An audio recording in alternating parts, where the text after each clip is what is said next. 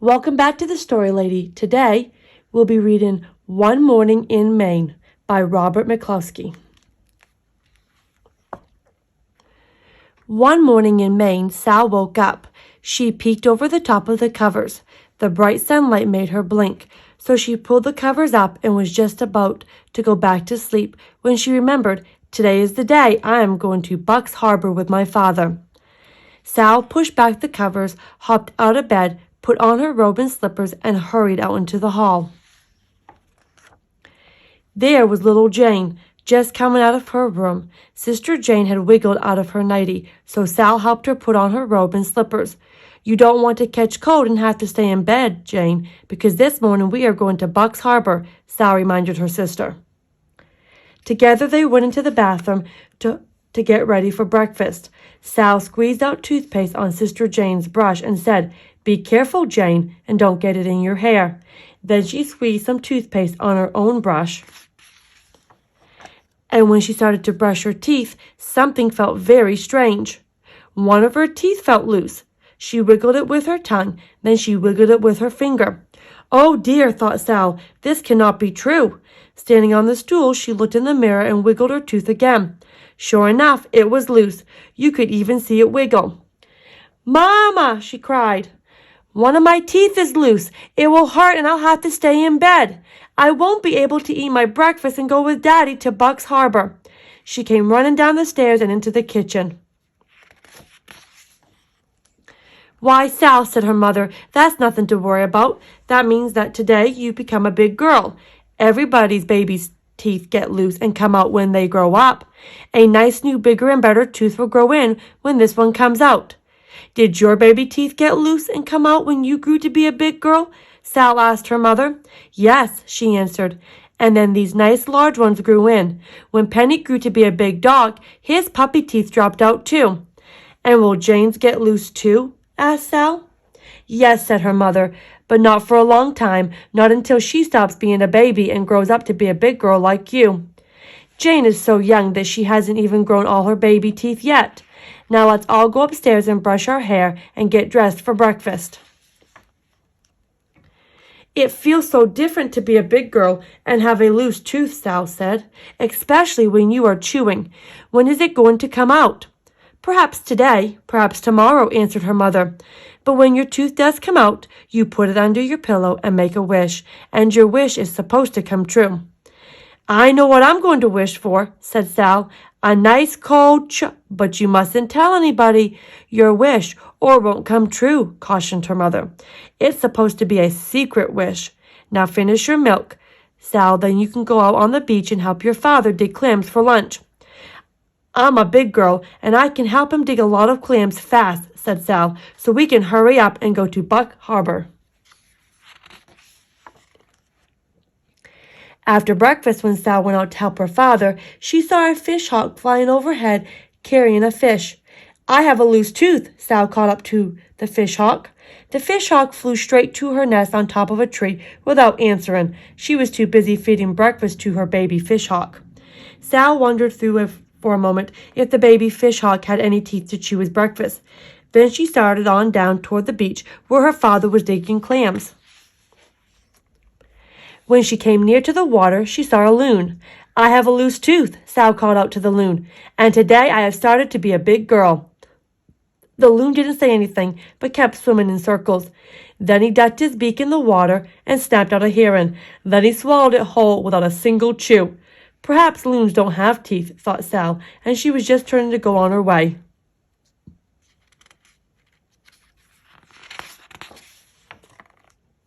When a seal poked his head up out of the water. "I have a loose tooth," Sal said to the seal, and the seal, being just as curious as most seals, swam nearer to have a good look. "See?" said Sal, and she walked closer, right down onto the slippery seaweeds at the water's edge. The seal swam nearer, and Sal was stooping nearer when... Oops! She slipped on the seaweed and fell kasploosh. The sea disappeared beneath the water, and the loon laughed. "La-hoo!" Sal wasn't hurt a bit, so she laughed too. Then she got up carefully. and started on down the shore to help her father dig clams. She paused to watch some seagulls having breakfast. They were dropping mussels down on a rock to crack the mussel shells just like nuts. Then they flew down to eat the insides. Do seagulls have teeth? Wondered Sal as she wiggled her own loose one with her tongue. She thought of her secret wish and smiled, then hurried down the beach to where she could see her father. Daddy, I have a loose tooth, she shouted, and when it drops out, I'm going to put it under my pillow and wish a wish. You can even see it wiggle. Her father stopped digging clams to watch while Sal wiggled her tooth for him. You're growing into a big girl when you get a loose tooth, he said. What are you going to wish for when it drops out? I can't tell you that, said Sal solemnly, because it's supposed to be a secret. Wish. Oh, yes, so it is, her father agreed. May I help you dig clams, Sal asked. I'm almost finished, she replied, but you can help if you like. First, you must take off your shoes and socks and roll up your pants, too, so that they won't get all wet and muddy. Sal took off her shoes and socks and put them on a dry rock. She rolled up her pants and waded into the muddy gravel to help her father. He dug in the mud with his clam rake, and then they looked carefully and felt around in the muddy hole for clams. I found a tiny baby one, Sal said. You certainly did, said her father, but it's too small. We just keep the large ones like this. Let's put the baby clam back in the mud so he can grow to be a big clam someday. He is such a baby clam, and I guess he is too small, she agreed. I guess he isn't even big enough to have all his baby teeth, said Sal, placing the tiny clam tenderly back in the mud. Clams don't have teeth, grunted her father, digging another rake full of mud. Not even big clams have teeth, asked Sal. Not even big clams, her father assured her.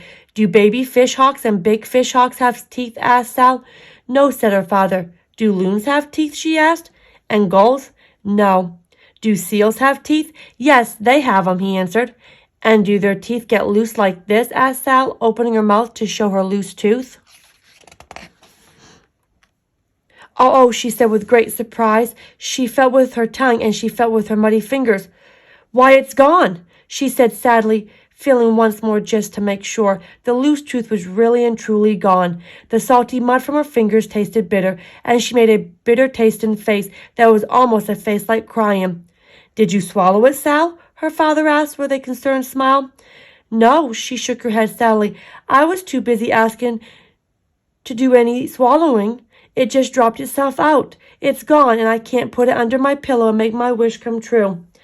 That's too bad, her father sympathized, but you are growing into a big girl, and big girls don't cry about a little thing like that. They wait for another tooth to come loose and make a wish on that one. Maybe we can find my tooth where it dropped, said Sal, hopefully feeling around in the muddy gravel where the clams lived. Sal's father helped her look, but a muddy tooth looks so much like a muddy pebble, and a muddy pebble looks so much like a muddy tooth that they hunted and hunted without finding it.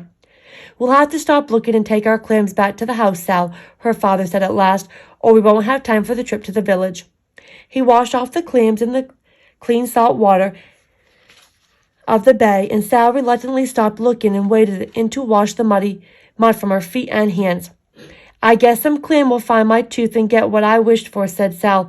If we come back here tomorrow and find a clam eating a chocolate ice cream cone, why, we'll have to take it away from him and make him give my tooth back too, she said. While Sal put on her socks and shoes, her father packed seaweed around the clams to keep them moist and fresh. Now let's hurry back to the house, he said, and in a few minutes we'll be on our way to Buck's Harbor in the boat to get milk and groceries. Okay, Sal answered, scrambling to her feet. She gave one last look at the muddy place where she'd lost her tooth, and then started walking back along the shore with her father. She walked along slowly, looking at her feet so that her father could not see her face, in case it looked almost like crying. Oh, see what I've found, she exclaimed, stooping to pick up a feather. It's a gull's feather, said her father, pausing for Sal to pick it up. Did a gull lose it? Will another feather grow in where this one dropped out? Asked Sal. Yes, Sal, that's right, answered her father. Maybe seagulls put dropped out feathers under their pillows and wish secret wishes, Sal suggested. Seagulls don't use pillows, but I suppose they can make wishes, her father said. Then I'll make my wish on this feather, Sal decided. Perhaps the seagull has already made a wish on that feather, and the wish is used up, suggested her father.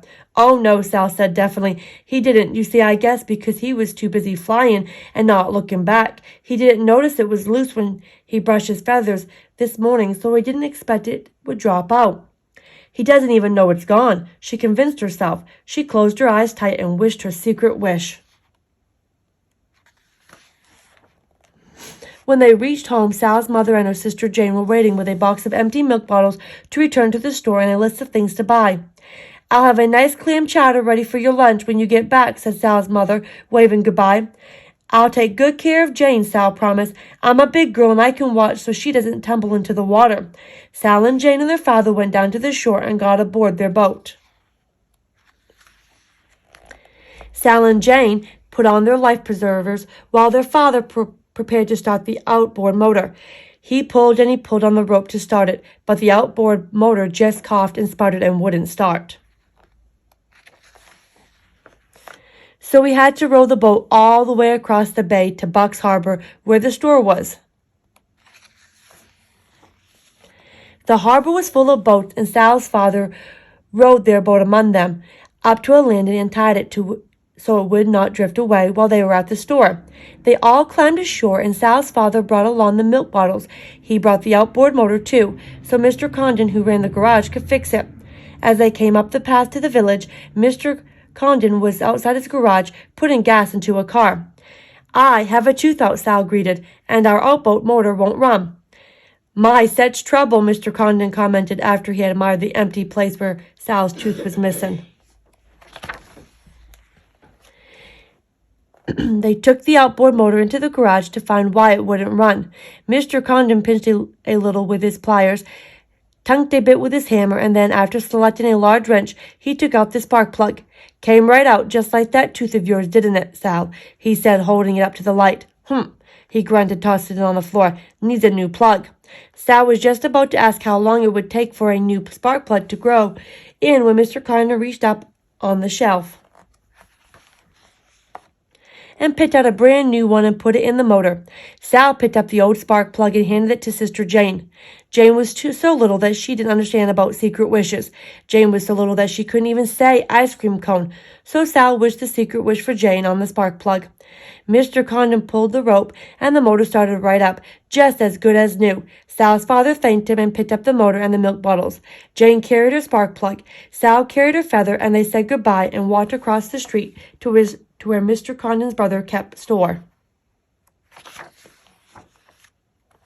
Well, look who's here, said Mr. Condon, who kept store. I have a tooth out, Sal shouted, returning Mr. Condon's greeting. She showed the empty place where her tooth had been, first to Mr. Condon, then to Mr. Ferd Clifford and Mr. Oscar Staples, who were sitting in the store talking about trapping lobsters and how the fish were biting. Don't put your tongue in the empty place, Mr. Clifford advised, and a nice shiny gold one like mine will grow in. But I didn't know soon enough, said Sal, looking confused. Ha, said Mr. Condon, chuckling. Don't you go worrying about everything these jokers suggest.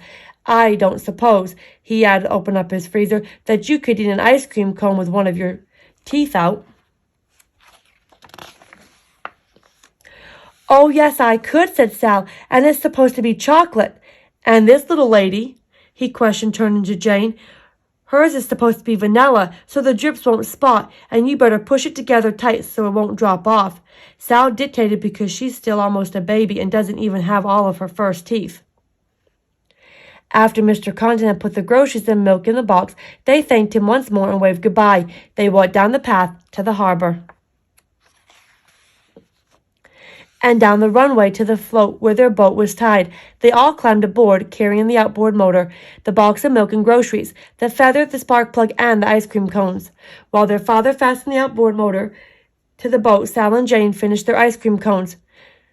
I want some more, Jane demanded. Silly, exclaimed Sal. Our wishes are all used up. Then she remembered that she was growing up, and just like a grown-up, she said, Besides, Jane, 2 ice cream cones would ruin your appetite. When we get home, we're going to have clam chowder for lunch. The end.